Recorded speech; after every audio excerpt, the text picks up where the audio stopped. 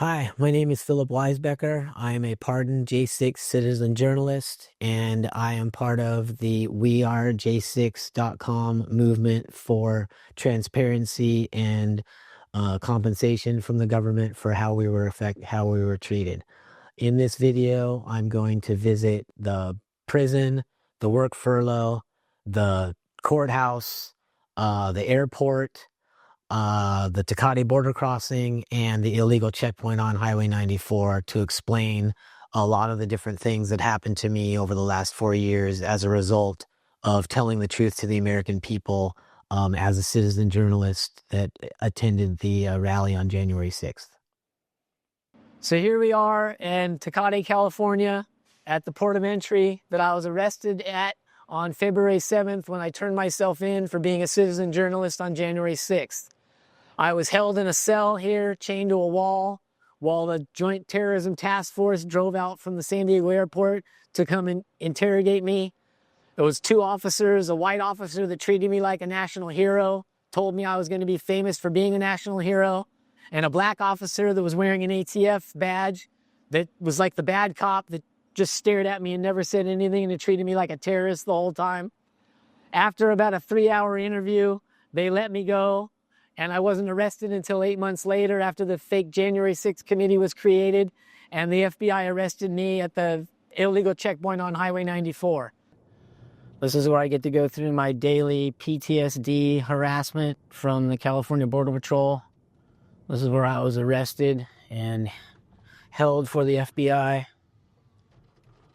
So this is where I finally ended up after a very long day of originally being arrested by the California Border Patrol on Highway 94, held in custody for the FBI and the Joint Terrorism Task Force to come pick me up and interview me, then take me to Sorrento Valley to the FBI headquarters, and then wait all afternoon to bring me to this driveway down here and to make us sit down here for a couple hours, and then check us into the federal prison in downtown San Diego at 3 o'clock in the afternoon.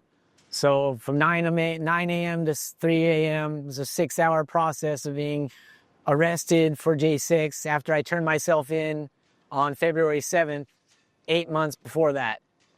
So this is where I was put in solitary confinement with one other guy, so double confinement for 23.5 hours a day for 8 days straight, where you're only allowed to make an option. You can either shower for that half hour you're out of your cell or try to call somebody to try to get out of prison.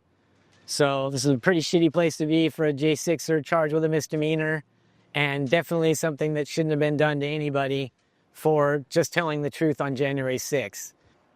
So here we are in front of another giant federal disaster of a building in downtown San Diego.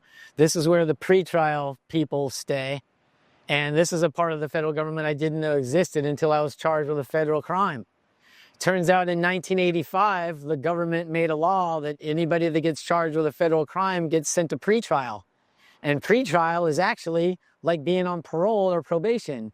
They steal your passport, tell you you're not allowed to leave the county that you live in, and tell you that you have to turn in all your weapons, and you're not allowed to own a gun in this country, even though you've never been to court.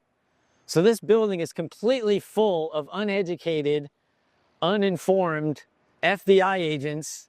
So here we are at the Core Civic Facility in San Diego on Ocean View Boulevard. This is where federal prisoners are subject to sleep overnight in a work furlough.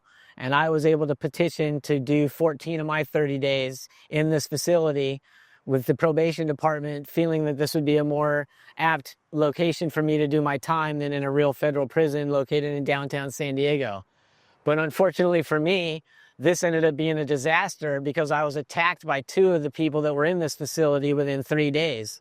I was attacked by an 18-year-old that was in here for a gun violation, and I was attacked by a 35-year-old Muslim man that was just racist and biased towards a white guy asking him why he was cutting in line. So the way that they solved this problem for me was to offer me to be in solitary confinement and be in my own building here and not be part of the general population.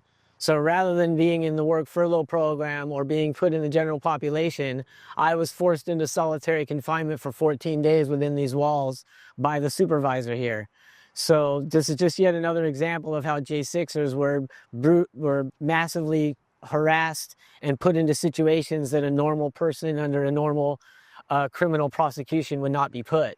This is what I appealed to get out of when I went to the federal court and appealed, because they put us all in jail and put us on probation, which the Supreme Court ruled was illegal. But the judge down in downtown San Diego said that she didn't have to listen to that argument. She didn't have to listen to the Supreme Court. So just another example of what the federal government and the FBI did to J6ers for telling the truth, put us in places like this. Just really bad news for all of us. So I'm just here in the San Diego airport reporting on how the TSA negatively affected the J6ers by not allowing us to use these kiosks, not allowing us to print our tickets, and delaying us multiple hours beyond the standard 2-hour delay that all American citizens get with this illegal Transportation Security Administration harassing us all when we try to fly freely in America. I received this letter after being harassed by the TSA multiple times while trying to fly to work on Monday and return on Friday. This letter is full of lies and misinformation created by the TSA to try to get me kicked out of the sky. Luckily, I had asked my attorney for advice on what to do by this harassment, and she recommended to me that I record them harassing me, which I did the next time I went to this airport, and I have a 10-minute video of me being harassed by the TSA, which was followed by this letter, which I responded to and showed them that I had my own information regarding this misinformation, and all of it was reneged, and now I'm free to fly apart from the Secret Skies program. So here we are standing in front of the San Diego Federal Courthouse building, where I tried to appeal getting taken off probation when the Supreme Court ruled that all the judges in DC broke the law by putting us all in jail and probation. I was informed by my public defender here in San Diego as we walked to the court that the judge was not going to listen to our argument and was just going to rule against me. But he asked me if I wanted to go follow through with coming to the courthouse. I said, of course. The whole point of me coming to this appeal was to get the people in this building on record breaking the law and lying to the American people yet again, 2 years after the truth came out. And neither the judge nor the prosecutor here disappointed. They stood on their soapboxes and lied about every single thing about J6, even though all of the truth had been reported by Darren Beatty at Revolver News, and Marjorie Taylor Greene and Chip Roy and Eli Crane and all the other responsible Congress people that told the truth about what happened on J6.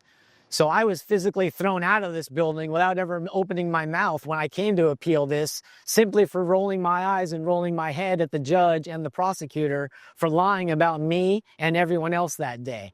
So I just wanted to show you guys another example of another place in America that criminals operate without anything happening to them. Thank you for coming along on this journey of all the different things that have happened to us J6ers, from being arrested at the Border Patrol checkpoint by the ATF and called a national hero, to being chased by airplanes for 6 months and harassed by the FBI at every turn, to selling my house and moving to the mountains behind an illegal checkpoint where I was eventually arrested and held for the FBI to be taken to federal prison. After the federal prison, I was put on probation. Before that, I was on pretrial, where we don't have a gun and we can't have a passport. We can't leave the county. You're basically guilty until proven innocent in this country, we found out. The large majority of us were charged with both jail and probation, which the Supreme Court ruled was illegal. So I appealed that. After I went to court here in San Diego and appealed that, the judge and the prosecuting attorney spent that time on their soapbox, belittling me and lying to the American people about everything that happened on J6. 2 years after the truth had been out, all the politicians told us the truth. I've lost multiple jobs from having this happen, lost a lot of money, lost a lot of family members that don't want to talk to me anymore because they believe what they see on the television. The list, I was canceled by Hip Camp. I lost revenue doing that. I was a super host for them. I had perfect reviews. I never had any complaints.